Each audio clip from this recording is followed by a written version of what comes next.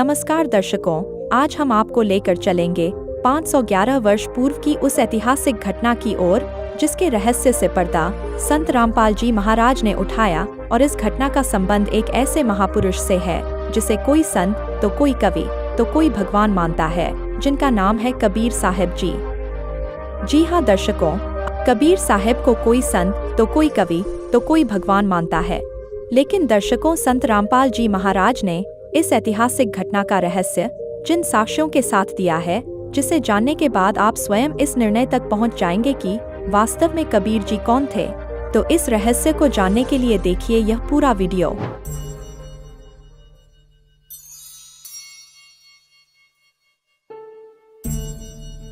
कबीरा कबीरा है कबीरा कबीरा है कबीरा कबीरा है कबीरा कबीरा है कबीरा कबीरा है कबीरा।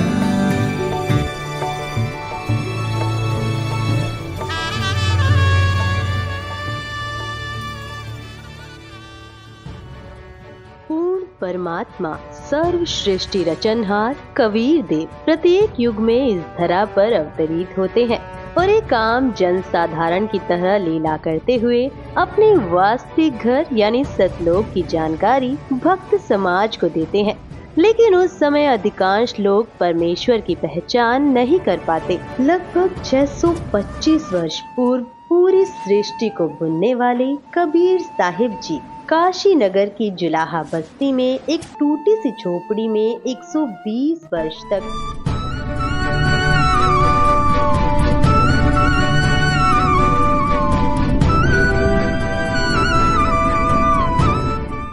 कपड़ा बुनने की लीला करते हुए अपने तत्व ज्ञान और सतलोक की महिमा का गुणगान किया करते।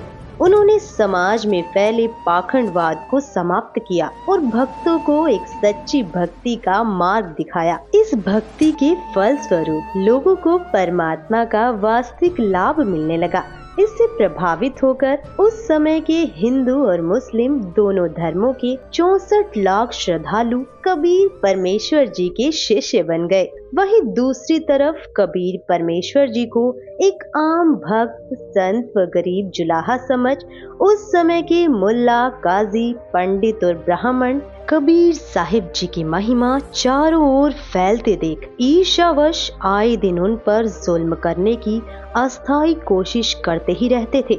जब सब षड्यंत्र फेल हो गए तो काशी के सभी पंडितों और काजी मुल्लाओं ने सभा करके निर्णय लिया कि कबीर एक निर्धन जुलाहा है। हम इसके नाम से पूरे हिंदुस्तान में चिट्ठी भिजवा देते हैं कि कबीर सेठ पुत्र नीरू जुलाहा कॉलोनी बनारस वाला 3 दिन का भोजन भंडारा करने जा रहा है। सभी अखाड़े वाले बाबा और साधु संत आमंत्रित हैं। साथ में अपने अपने शिष्यों को अवश्य लाएं। तीनों दिन प्रत्येक भोजन के पश्चात सभी साधु संत ब्राह्मण काजी मुल्ला पीर पैगंबर और ओलिया को एक दोहर एक मोहर तथा जो कोई सूखा सीधा यानी आटा मिठाई घी दाल चावल भी लेना चाहे वह भी दिया जाएगा। दोहर एक लोई होती थी जो उस समय की सबसे महंगी और उपयोगी कंबल मानी जाती थी, जिसे अमीर लोग ही ओढ़ते थे। मोहर लगभग 10 ग्राम सोने से बनी होती थी, जिसकी वर्तमान कीमत लगभग 30,000 रुपए है। उस लोहे की कीमत वर्तमान में 10,000 से कम नहीं है। सर्वसम्मति से यह निर्णय लेकर पत्र भिजवा दिए गए और दिन निश्चित कर दिए गए। निश्चित दिन को 18 लाख साधु संत ब्राह्मण मंडलेश्वर अपने अपने शिष्यों सहित पहुंच गए। सबको लालच था कि प्रत्येक भोजन के पश्चात उपरोक्त दक्षिणा मिलेगी, इसलिए अपने अपने शिष्यों को मंडलेश्वर ले आए कि अच्छा माल मिलेगा, सूखा सीधा भी लेंगे, महीनों का खाने का और कई हजार का सोना तथा लोई मिलेगी, बेचकर काम चलाएंगे। कबीर परमेश्वर ने 2 रूप में अभिनय किया। एक रूप में वह अपनी कुटिया में बैठे रहे, दूसरे रूप में अपने सतलोक से 9 लाख बैलों पर थैले रखकर पका हुआ सामान तथा सूखा सामान और दोहर मोहर भर कर ले आए। आया है बंजारा केशव आया है, काशी आया माल अपारा केशव आया है।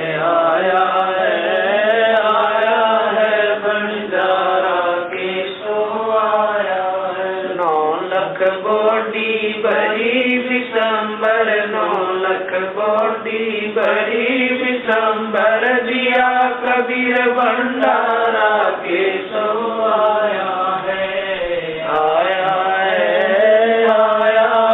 बंजारा के सो आया है धरती ऊपर तंबू तारे धरती ऊपर तंबू तारे चौपड़ के बजारा के सो आया है बंजारा के सो आया है कौन देश से बालद आई कौन देश से बालद आई ना कहीं बजाने वाला के सो आया है बंजारा के सो आया है अपरम पार पार गत तेरी अपरम पार पार गत तेरी कित उतरी जलधारा के सो आया है बंजारा के सो आया है साहूकार नहीं कोई जाकर साहूकार नहीं कोई जाकर काशी नगर मजारा के सो आया है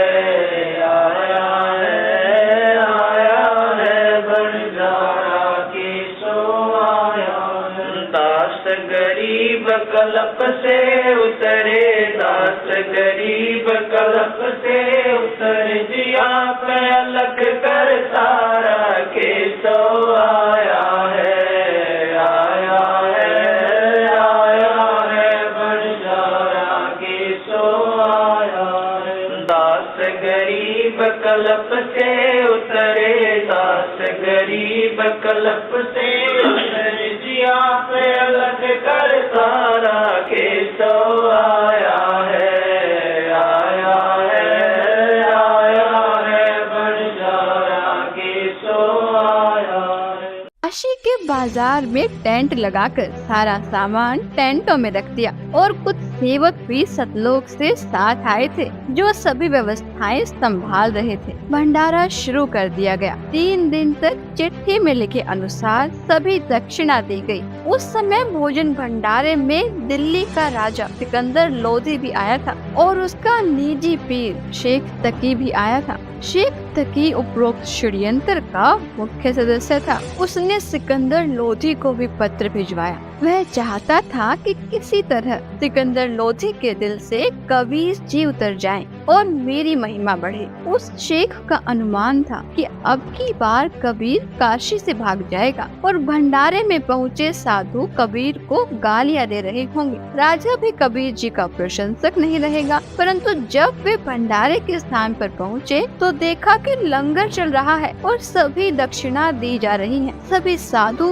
और अन्य व्यक्ति भोजन खाकर दक्षिणा लेकर कबीर सेठ की जय जयकार कर रहे हैं। बादशाह सिकंदर लोधी ने पता किया कि भंडारा करने वाला कहाँ है। बताया गया कि वह सामने वाले बड़े तंबू में है। राजा और शेख तकी उस तंबू में गए और पहले अपना परिचय दिया, फिर उसका परिचय पूछा। तंबू में बैठे सेठ ने परिचय बताया कि मेरा नाम केशव है, मैं बंजारा हूँ। कबीर जी मेरे मित्र हैं। उनका मेरे पास संदेश गया था कि एक छोटा सा भंडारा करना है, कुछ सामान लेकर आना। मेरा भी निमंत्रण भेजा था। राजा सिकंदर लोधी ने पूछा कि कबीर जी क्यों नहीं आए? केशव रूपधारी परमेश्वर ने कहा, मैं जो बैठा हूँ उनका नौकर हूँ, वे मालिक हैं। इच्छा होगी तब आएंगे। उनकी कृपा और आदेश से सब ठीक चल रहा है। आप भी भोजन करें। राजा ने कहा, पहले उस सुभान अल्लाह के दर्शन करूँगा, बाद में भोजन करूँगा। यह कहकर हाथी पर बैठकर राजा सिकंदर कबीर जी की कुटिया पर पहुँचे। साथ में कई अंगरक्षक भी थे।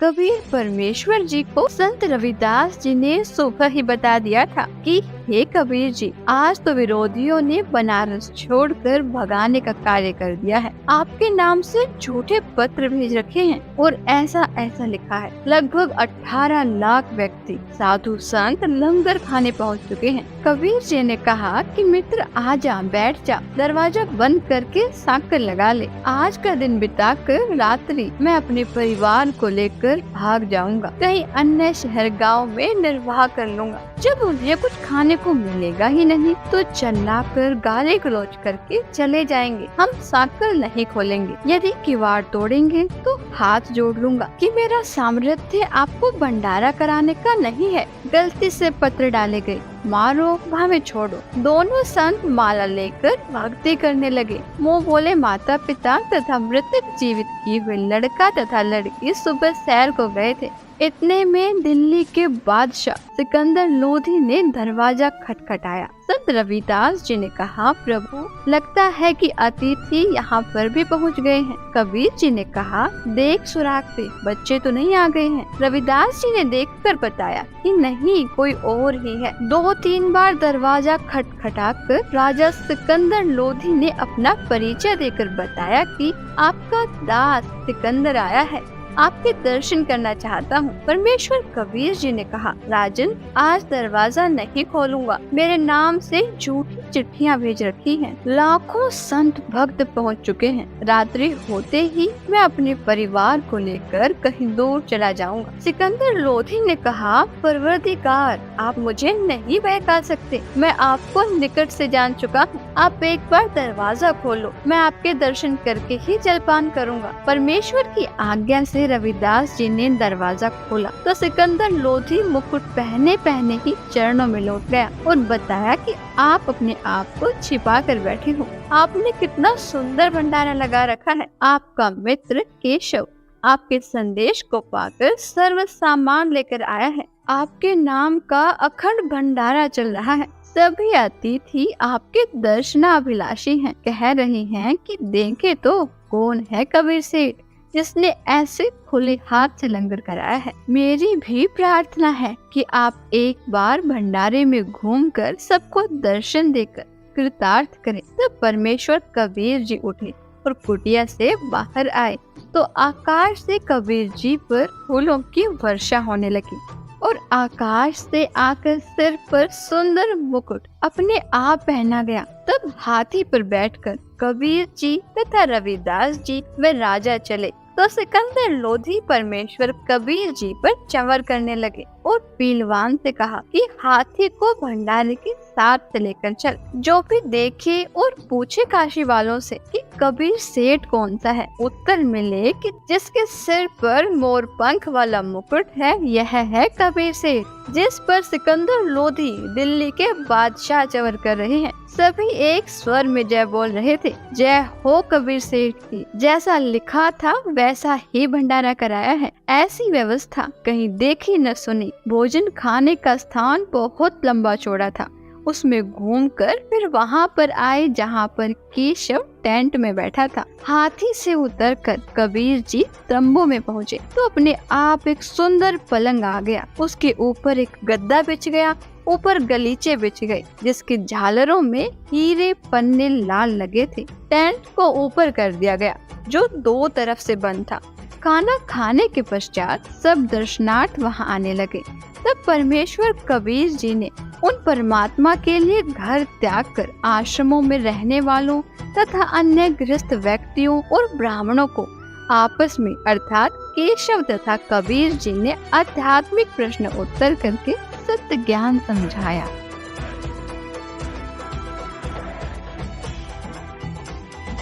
चौपड़ के बाजार फिर कर आए के सो पास, गरीबदास कुर्बान गति क्या क्या कहूँ विलास। पाट पटंबर बस गए ऊपर हीरे लाल, गरीबदास साहेब धनी लाए मुक्ता माल। केसो और कबीर का तंबू माई मिलाप, गरीबदास 8 पैर लग गोष्ठी निजगर गाप। केसो कहत कबीर से पूछत बाता बीन, गरीबदास क्यों उतरे ऐसे मुल्क मलीन। 100 योजन पर लगत है या दुनिया की गंद, गरीबदास केसो कहे आड़ चाम का फंद। सुन कबीर सुर वेद हूँ कैसो कष्ट करंत, गरीबदास गंदे मन से मेला आन भरंत। विष्टा जिनके देह में मगन फिरे दिन रात, गरीबदास कैसो कह जिन सिर यम की घात। सुन कबीर मन भावने तुम्हारी बात अगाध, गरीबदास कैसो कह तुमसे तुम ही साध। धन कबीर कुर्बान जा ऐसी रहनी तुम्हार, गरीबदास के सो कह छोड़िए गंदा संसार। नरक भरे तिस उदर है रुदर भरी सब देह, गरीबदास के सो कह या मनुष्य मुखे है। राम नाम कैसे फोर नरक नगीन शरीर, गरीबदास के सो कह विलंबे कहाँ कबीर। दम बिन दे ही सही नहीं जमी आसमान, गरीबदास के सो कह जहाँ रहन स्थान। हीरे पीले मोती जहाँ हीरे बदन सफेद, गरीबदास के सो कह सुनो देश का भेद। लाल श्याम जहाँ रतन है नहीं भौतिक आकार, गरीबदास के सो कह चल कबीर परिवार। सुन के सो अब वंदना कह कबीर संदेश, गरीबदास लोक में है हमारा परवेश। आड़ चाम की देई में दूध रतन सरवंत, गरीबदास घट पिंड में ऐसे है भगवंत। तन दूधी को पाड़ कर जय कोई देखे दूध, गरीबदास उस पिंड में आड़ चाम और गूद। हमरे ही हुनियारे है अमरा सर्जनहार, गरीबदास विधि भेद सुन कुल मुक्ति द्वार। युग 70 हम ज्ञान दिया जीवन समझा एक, गरीबदास घर घर फिरे दरे कबीरा भेख। 70 युग सेवन किए किन न बुझी बात, गरीबदास में समझात हूँ मोहे लगावे लात। कल्प कोटि युग बीतिया हम आए हर बेर, गरीबदास के सो सुनो देन भक्ति की टेर। स्वर्ग मृत्यु पाताल में हम बैठे कई बार, गरीबदास घर घर से जा मार मार के मार। हमारी जात अपूर्वी पूरब रहनी हमारे, गरीबदास कैसे जोड़े पश्चिम के कतार। हम हैं ठेठ पूरब के उतरे ओगट घाट, गरीबदास जी दक्षिण के यो नहीं मिलती साट। हम पूरब के पूर्वी उत्तर देश उतरंत, गरीबदास जी दक्षिण के यो नहीं संग चलंत। जिन्हों हमारी सीख ली काटू जरा मण जंजीर, गरीबदास के सो सुने ऐसे कह कबीर। फिर बाजी विद न रचे वह नी जीव अवंत, गरीबदास सत्यलोक में अमर पटा पावंत। अनंत कोट बाजी जहाँ रचे सकल ब्रह्मंड, गरीबदास मैं क्या करूं काल करत जीव खंड। किलों काल निकंद हूँ जीव विध्वंस नहीं होए, गरीबदास दुल्ला कहे शब्द न बूझे कोए। मनुष्य जीव क्या बात है पशु पक्षी परवाने, गरीबदास दुल्ला कहे करहूँ हंस अमान। मैं बंजारा आदि का यही हमारी साट, गरीबदास जी अबे करूं बोर न आवे बाट।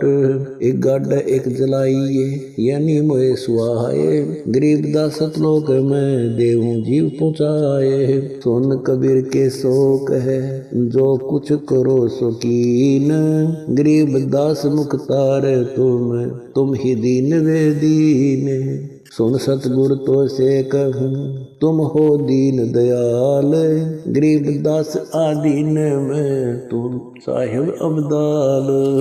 अनंत कोटि ब्रह्मांड को तारत लगे नेवार, गरीबदास के सो कहे तुम ही दारमदार। तुम ही दारमदार हो यहाँ कल्प नहीं इंच, गरीबदास के सो कहे सब तुमरे ही परपंच। के सो चले सौदाम को 9 लाख बोली लीन, गरीबदास बंधन किया बाजत है सुरबीन। के सो और कबीर जित मिलत बेता एक, दास गरीब कबीर हरि दरते नाना भेख। बंजारे और बैल सब लाए थे भरमाल, गरीबदास सतलोक को चले गए तत्काल।